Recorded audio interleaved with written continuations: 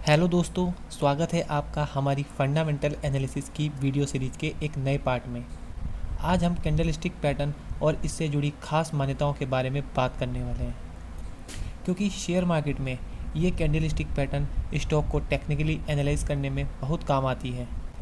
और मेरा खुद का भी पर्सनल एक्सपीरियंस यही है कि स्टॉक कितना भी अच्छा क्यों ना हो, चलेगा तभी जब टेक्निकली मजबूत होगा।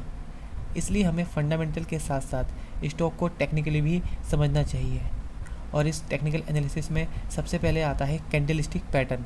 लेकिन हम वीडियो शुरू करें उससे पहले अगर आप चैनल पर नए हैं तो प्लीज़ चैनल को सब्सक्राइब करके बेल आइकन को दबा दीजिए, क्योंकि ये आपके लिए तो फ्री है, लेकिन हमें अपने काम के लिए मोटिवेशन इसी से मिलता है। तो दोस्तों, जैसा कि आप देख पा रहे होंगे कि किसी स्टॉक की ओपन और क्लोज कीमत को एक रेक्टेंगल के तौर पर दिखाया गया है। कैंडलस्टिक चार्ट में बेयरिश यानी मंदी की कैंडल और बुलिश यानी तेजी की कैंडल दोनों होती हैं। ज़्यादातर बुलिश कैंडल को हरे या नीले और बेयरिश कैंडल को लाल या काले रंग से दिखाया जाता है। बाकी आप इन रंगों को अपने हिसाब से भी कस्टमाइज कर सकते हैं। अब हम किसी शेयर के प्राइस के उतार चढ़ाव के अकॉर्डिंग बनी कैंडल को समझने के लिए सबसे पहले एक बुलिश कैंडल लेते हैं। तो जैसा कि आप कैंडल को देख पा रहे होंगे कि इसके 3 पार्ट होते हैं। इसमें पहला है सेंट्रल रियल बॉडी। यही मुख्य हिस्सा है जो रेक्टेंगुलर शेप में होता है और ओपन और क्लोज प्राइस को कनेक्ट करता है। फिर आता है अपर शेडो। इसमें सबसे हाई प्राइस को स्टॉक के क्लोज प्राइस से जोड़ा जाता है। और फिर लास्ट में आता है लोअर शेडो। ये सबसे लोअर प्राइस को ओपन प्राइस से जोड़ती है। अब इसको एक साथ कैंडल में देखें तो ये ऐसे दिखेगा कि कोई स्टॉक जिसका प्राइस यहाँ ओपन हुआ, यहाँ तक लो मारा, फिर इतना हाई तक गया और यहाँ पर क्लोज हुआ। ये पूरी तरीके से एक कंप्लीट बुलिश कैंडल बनाएगा।